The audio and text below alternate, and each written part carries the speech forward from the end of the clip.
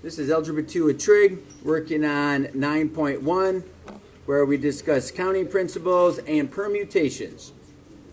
In many real-life problems, you want to count the number of ways to perform a task. One way to do this is a tree diagram. Kind of a middle school format here is to create a tree diagram. At a sporting goods store, we have three different types of bikes. We have mountain bikes, racing bikes, and BMX bikes. For each of the bikes, we have different wheel sizes. How many bicycle choices does the store offer? So we have the store, and it offers three different bikes. Offers a mountain bike, it offers a racing bike, and it offers a BMX bike. So there's the beginning of your tree diagram. Now for each of the bikes, we have different wheel sizes. So the mountain bike has three different wheel sizes. The racing bike has those three different wheel sizes. And the BMX bike has that. So to count the number of ways that are possible,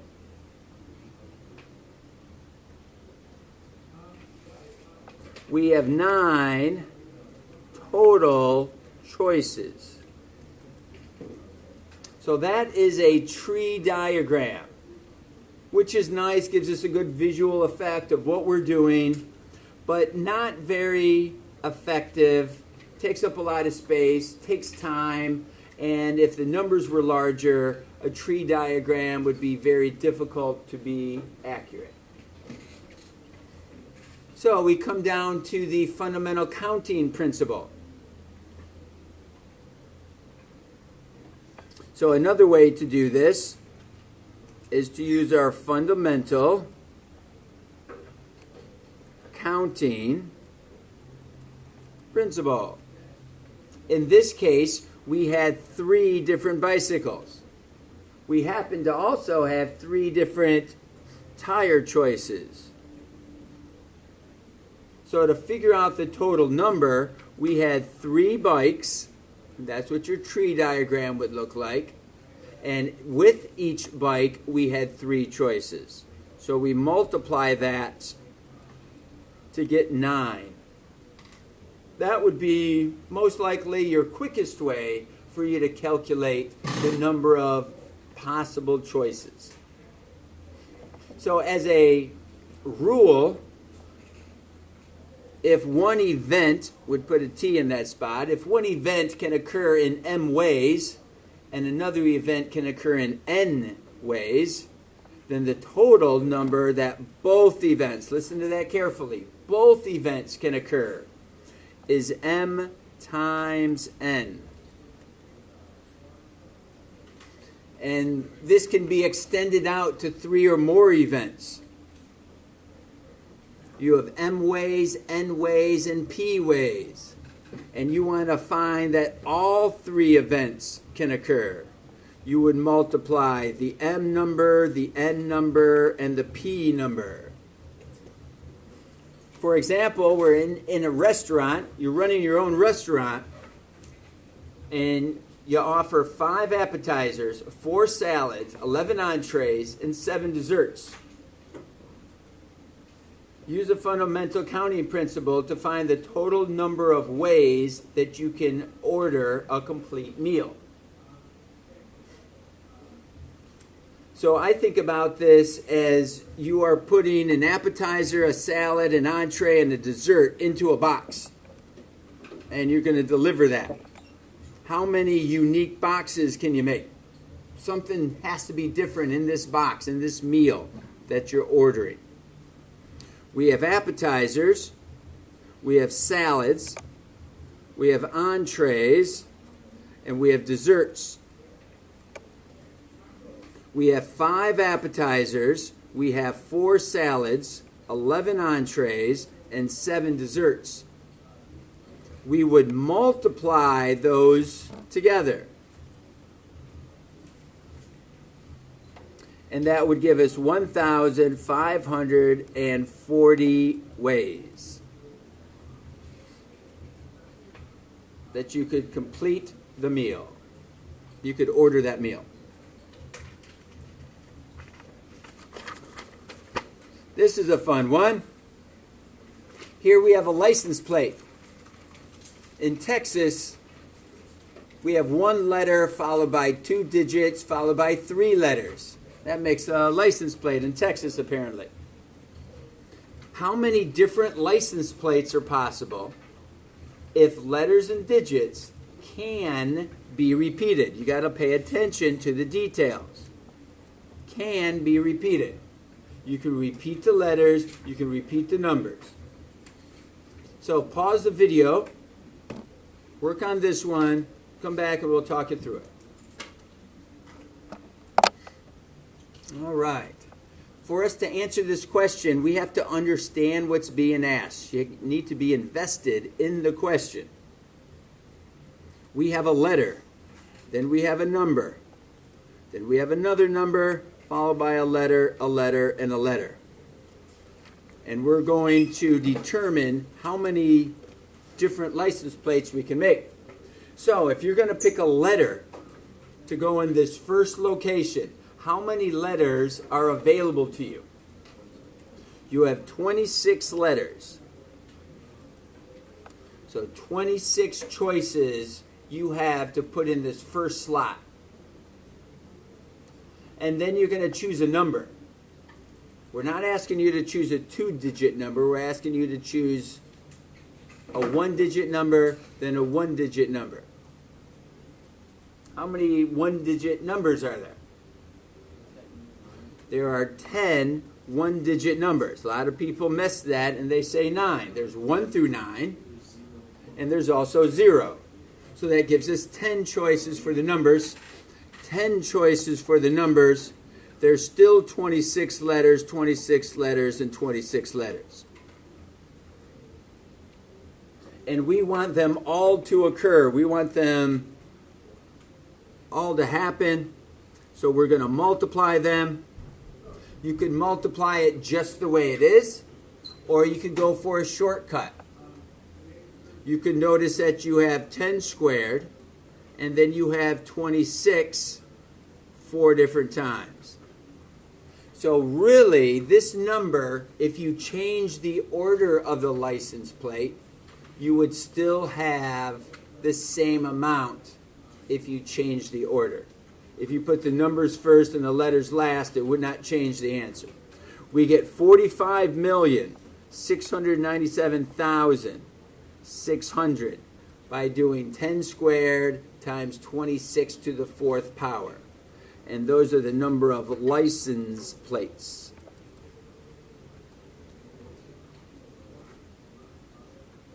Now let's take this can be repeated and consider cannot be repeated.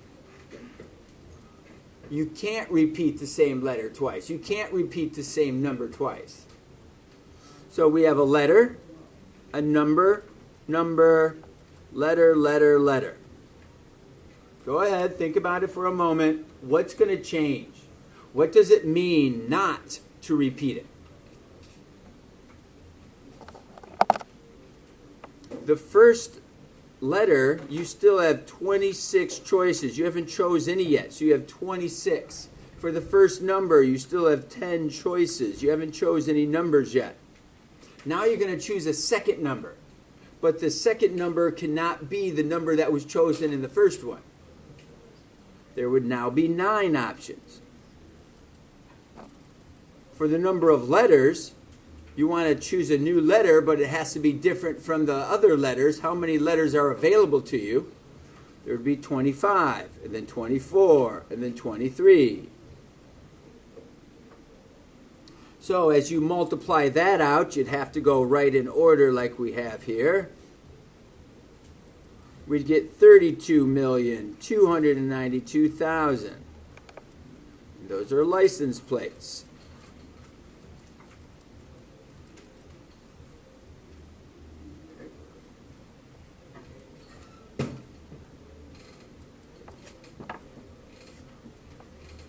So notice the difference. Here we're doing cannot be repeated, so we had to use a decreasing number. Here you can repeat them, so that's why that number stayed the same.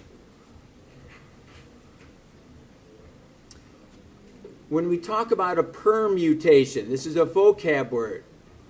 Right now it seems pretty simple, but in the future we're going to compare this to the word combination. So you really have to pay attention to the difference between permutation and combination. In ordering, or I like to use the word arrangement, an ordering of n objects is a permutation of those objects. For example, if we have the three letters ABC, if we're going to name a triangle, it takes three letters to name a triangle. How many different ways can you name that triangle? You can name it ABC. You could start with A and switch the last two letters. You could start with B and finish with two letters, or you could start with B and switch those two letters. And same thing with C. There are 6 different ways you can name a triangle that had the vertices A, B, and C. 6 different ways to do that. Those are called permutations. Same letters, different order, we count each one differently. That's different than a combination, and we just want to define that real quick. A combination would be more like a team. And if you have those 3 letters, they're the same 3 letters. You took those 3 letters. So we'd count that as one combination. But here as a permutation, those are considered separate. So you do want to start to realize, when is it being arranged? All these situations are arranging. So there are 6 possible ways to do that. You have 3 letters available for the first choice. You have 2 letters available after you choose your first letter. You now had 2. And then after you choose your second letter, there's only 1 available after that. There are 6 possible ways you could do that. So that's the calculation of determining that there are 6 ways. You could write them out if it's not very big. You definitely don't want to write out 45 million ways of the license plates. So you want to be able to calculate that. Sometimes writing them out is just as simple. But that only helps if the numbers are small. Notice how this is 3 times 2 times 1. Does anyone know of a method that uses 3 times 2 times 1, or starts with a number and decreases all the way down by multiplying?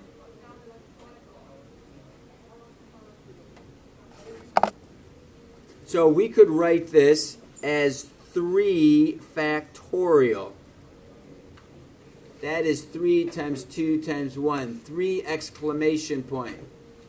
That's the symbol of an exclamation point, and that is pronounced, not exclamation point, but factorial. So that's considered 3 factorial. So whatever number you start with, let's just call it n factorial. You can think about it as perhaps 8 factorial. We would start with that number, and you would multiply that to 1 number less, and multiply that to 2 numbers less than the original, and 3 numbers less than the original, all the way down to 2 times 1. You would multiply them all together, similarly as we did here. Now, that's pretty straightforward. That 3 factorial would be 3 times 2 times 1. 1 factorial would be 1. But what is 0 factorial? So we can actually do this with our graphing calculator. We can try 3 if you hit the math button. Go over to probability. Down to number 4, there's a factorial. And we can see that we get 6. That would be 3 times 2 times 1. 8 factorial would be 8 times 7 times 6 times 5 times 4 times 3 times 2 times 1. There's a lot of choices there. 1 factorial would just be the number 1. But what is 0 factorial? That is going to be 1.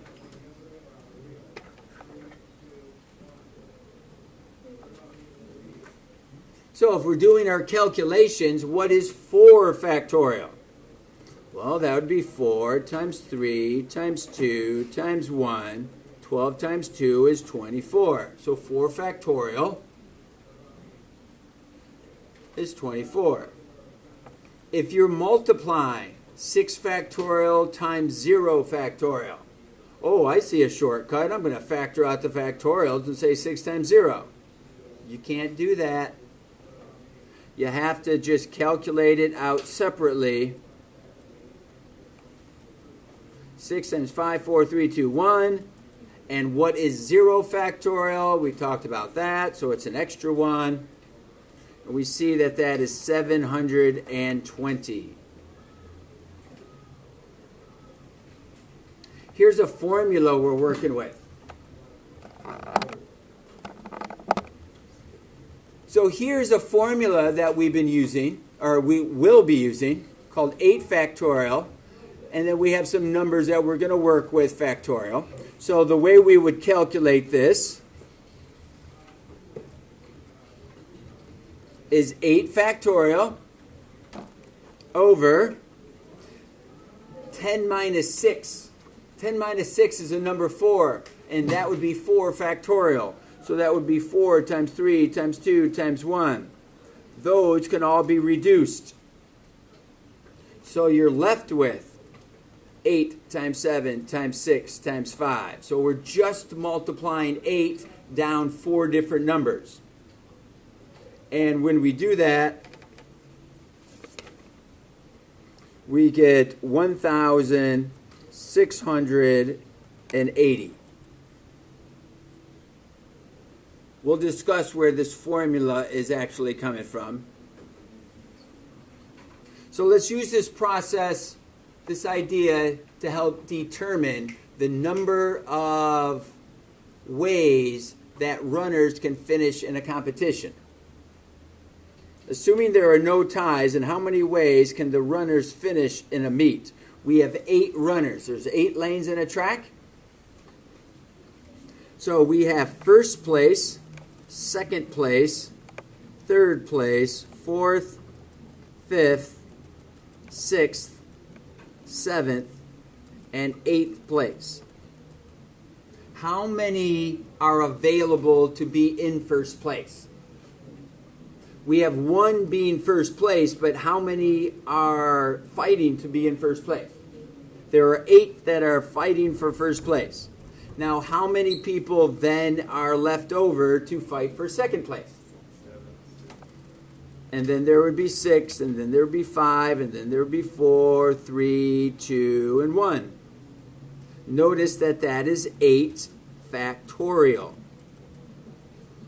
And that would give us 40,320. That's the number of ways any single heat can finish in a track meet.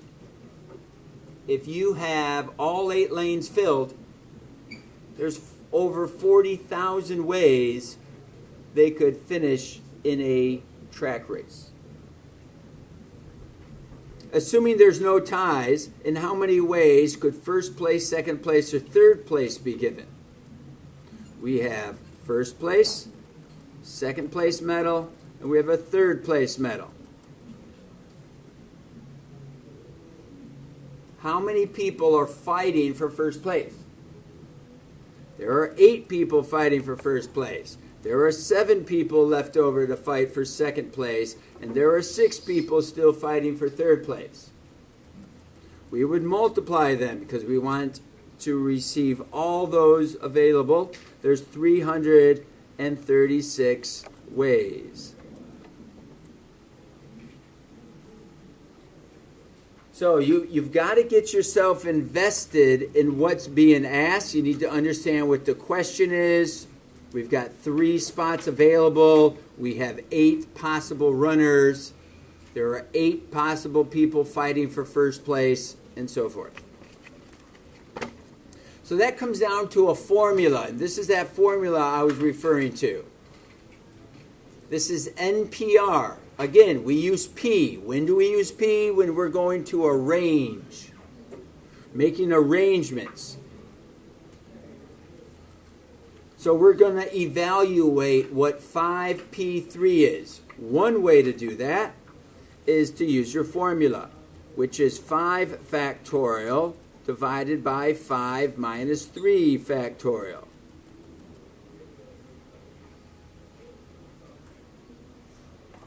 So that would be 5 times 4 times 3 times 2 times 1.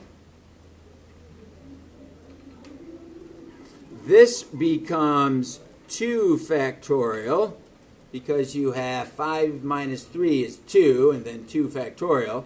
So 2 factorial is 2 times 1. So we cross those off and we get 60.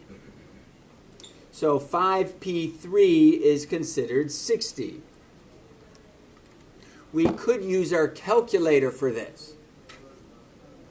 You first have to type a 5. Then you go to math. Then you go over to probability.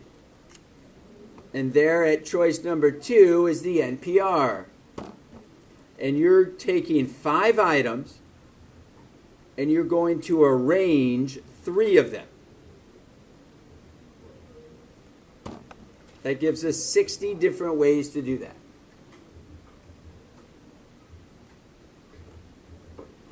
For P1, using the formula, that's 4 factorial over 4 minus 1 factorial. That's 4 times 3 times 2 times 1. 4 minus 1 is actually just 3, and we're doing factorial, so that's 3 times 2 times 1. Those cross off, and we get 4. You have 4 objects. You're going to choose isn't the best word because we use that for combinations, but we are going to arrange 1 item.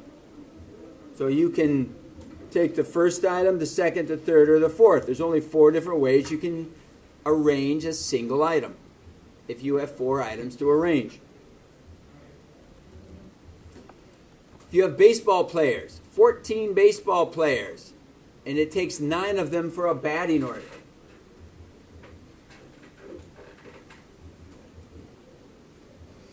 Could you play a full season and never be in the same exact batting order? Could you play all 4 seasons of your high school career with those same 14 players and never once be in the same exact order?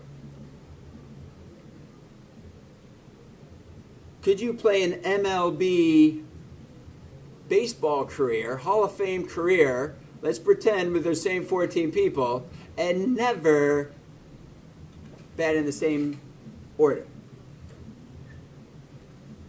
Let's say that every 14 player played every MLB game ever played. Could you ever play them in a different order? Whoa, what are you talking about? That many? So we're talking 14 P9. So we're going to choose, or we're going to arrange 9 players. So that's 9 factorial with just those 9 players. We're going to rotate in one of the remaining players and do 9 factorial with that. And rotate in another person and 9 factorial with that. So this is going to be 14 times 13 times 12, 11, 10, 9, 8, 1, 2, 3, 4, 5, 6, 7, 8, 9. There's your 9 players. The number of different ways that this can occur. So our batting order is going to be 726,485,760. batting orders. So I was implying that the MLB has never had even that many games in the whole career. I'm not sure if that's true or not. But you could pretty close never repeat the same batting order with 14 people. It's pretty crazy numbers. Now, let's finish up with the word Delaware. Think of these as stickers. And you randomly place the stickers down. If you put the A's in the different order, just flip-flop just the A's, it would still spell Delaware. And that would look the same. So we don't want to consider that. We want this to be distinguishable. We want it to be different. And if you switch just the E's, that would still be the same word being spelled. So we don't want to consider that. So we're going to take the 8 letters. We have the A in there twice. We have the E in there twice. So we're going to say 8 factorial, because we're going to take all the letters and we're going to figure out how many ways we can switch them around. But that would consider just the A's switching or just the E's switching. So we're going to divide 2 factorial for the A's and 2 factorial for the E's. That's going to give us 10,080 permutations. And let's not do Philadelphia just because there's 2 letters apiece. Let's do something different. Let's do the word different. Or difference. That's better. Difference. That has 3 of the same letter. So 1, 2, 3, 4, 5, 6, 7, 8, 9, 10. We have 10 letters. We have the F twice. And we have the E 3 times. So that's going to be 10 factorial divided by 2 factorial for the F times 3 factorial for the E.